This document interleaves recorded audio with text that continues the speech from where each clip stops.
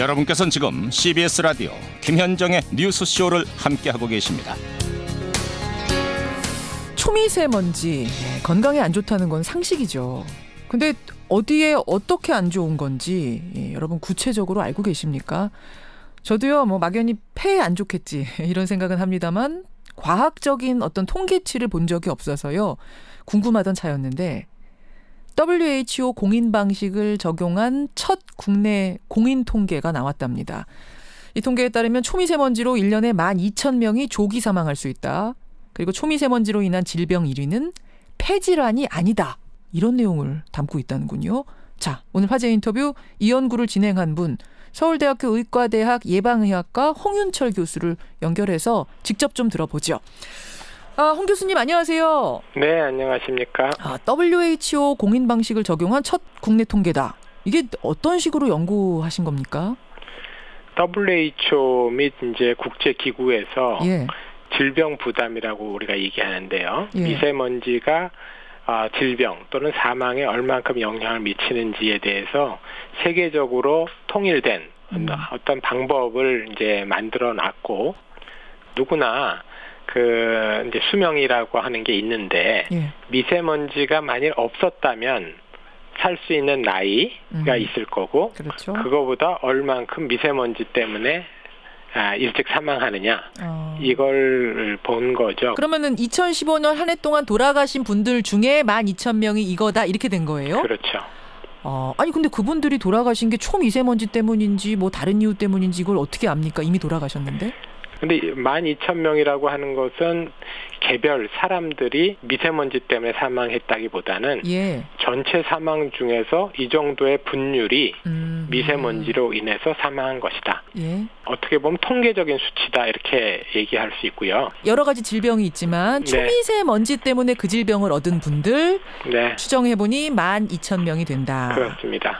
2015년하고 지금하고 비교해보면은 불과 1, 2년 새에 미세먼지가 훨씬 더 심각해졌잖아요. 맞습니다. 2, 4년 새에. 네. 그러면은 지금 통계를 돌려본다면 2017년 통계를 돌려본다면 훨씬 더 심각한 상황이 됐을 수도 있겠네요. 그럴 수도 있습니다. 사실 이번 논문은 2015년을 기준으로 했고 2006년부터 쭉 살펴본 건데 사실은 2014년부터 미세먼지가 좀 악화되고 있기 때문에 지금 다시 본다면 이거보다 좀 더 심각하지 않을까 이렇게 생각합니다. 자, 그러면 초미세먼지로 인해서 12,000명이 자기 수명대로 못 살고 조기 사망을 했다.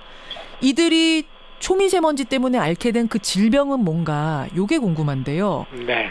언뜻 생각하면은 당연히 숨 쉬는 거니까 폐질환일 것 같은데 1위가 아니라고요? 뇌졸중이 제일 많게 나타났고요. 뇌졸중? 뇌졸중이라면은 뇌혈관 막히는 질환 말이잖아요. 우리 풍이라고 보통 알고 있는. 아니 왜 뇌졸중이 1위입니까? 우선 뇌졸중이 우리나라 사망에 또 차지하는 분율 자체가 우선 높고요. 먼지가 작으니까 폐를 뚫고 이제 혈관에 들어가게 되고요. 이런 먼지들이 그냥 단순 먼지가 아니라 사실은 화학 물질이어서 염증을 일으키게 되는데 그 염증이 일어나면은 혈류의 속도도 떨어지고 그 혈구들이 뭉치는 경향들이 생깁니다. 그러면 그 뭉치는 거가 작은 혈관을 막게 되는 거죠. 그게 바로 이제 우리 풍이라고 알고 있는 그 뇌졸중이 생기는. 풍호는 그 뇌졸중 그렇게 되는 거고. 자, 1위가 뇌졸중, 두 번째로 많은 건 뭔가요? 심장 질환이 두 번째로 많았습니다. 심장하고는 또 무슨 상관입니까? 심장도 결국은 심근경색증이라고 하는 대표적인 심장 질환은 심장에 있는 혈관이 막혀서 생기는 거거든요. 역시 기전은 똑같다고 볼 수가 있습니다. 역시 혈관을 타고 초미세먼지들이 흐르면서 염증 반응 일으키고 막아버리는 거. 3위는 뭐예요, 그럼? 3위는 이제 폐질환. 3위가 폐질환. 연령별로도 차이가 있을까요? 역시 노인 연령층이 가장 영향을 많이 받고요. 근데 이제 폐에서 폐렴 같은 경우는 아주 어린 아이들도 영향을 받습니다. 지역별로는 어떤 차이가 혹시 좀 발견이 됐습니까? 이번에 저희가 보기에는 이건 저희가 직접 분석을 안 해서 알 수는 없지만 저희 생각으로는 그 지역들이 이제 예를 들어 화력 발전소가 많이 있는 지역들 같은데 보면은 확실히 수치가 높게 나타나고 영향을 많이 받는다 이렇게 보여집니다. 근데 어떤 분들은 그러세요. 뭐 옛날에도 도로 포장 잘 안 돼 있어서 흙먼지 뿌옇게 날리면 그거 다 마셨었고 그거 뿌연 흙먼지 다 먹었는데 아무 문제 없었다 이러면서 초미세먼지 나쁨 경보 뜨는 날도 그냥 마스크 안 끼고 다니시거든요. 그렇죠. 그때 그 뿌연 흙먼지하고 지금 초미세먼지하고는 어떻게 다릅니까? 초미세먼지는 그렇게 뿌옇게 잘 보이지 않습니다. 아주 농도가 높은 날에는 물론 흐리게 보이지만 눈에 잘 보이지 않기 때문에 그렇게 뭐 먼지 날리고 이거하고는 많이 다른 거고요. 그래서 말이죠. 가끔은 맑아요. 하늘이 맑은데 초미세먼지 경보 보니까 나쁨 이런 날이 있었거든요. 그런 게 그런 거군요. 그런 날은 오히려 초미세먼지가 상대적으로 더 많이 높기 때문에 더 주의해야 되는 거죠.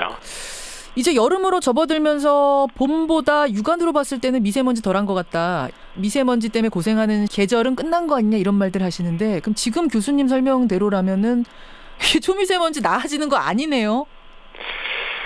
최근의 경향은 그게 여름 돼도 다 좋아지지 않고 계속 나쁜 수준이 나타나는 현상. 그 왜 그렇습니까? 봄에 보통 중국에서 황사 바람이 날아와서 이게 미세먼지가 심각하다. 그것만 끝나면 괜찮다 했었는데. 네. 그러니까 그게 이제 복합적인 요인인데 중국에서는 역시 여전히 문제가 이제 있고요. 또 우리나라가 또에서 만들어내는 문제도 그리 개선된 바가 없다 하는 걸 또 나타내는 거고요. 어쨌든 예전하고 비교해서 이제는 1년 365일 우리가 초미세먼지로부터 자유로운 날이 없다. 이런 경향으로 가고 있다. 그렇습니다.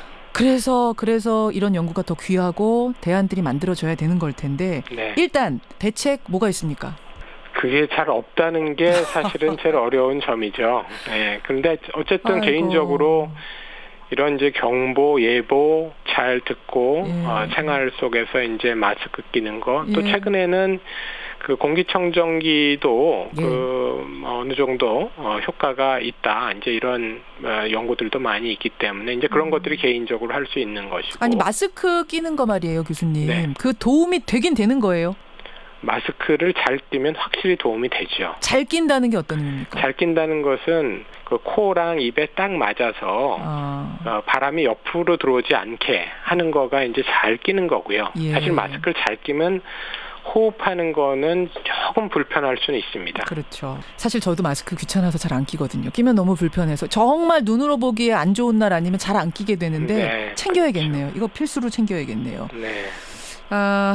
이번 연구가요. 이게 환경부, 보건복지부 이런 곳으로 가서 국가정책 수립에 활용이 된다고 합니다. 그런 곳에서 좀 우리가 안심할 수 있는 대책. 이게 참 쉬운 일 아닌 줄 알지만 그래도 그분들한테 또 부탁드리는 수밖에 없겠네요. 그렇죠. 기대해 보겠습니다. 교수님 좋은 연구 고맙습니다. 네, 감사합니다. 서울대학교 의과대학 예방의학과 홍윤철 교수였습니다.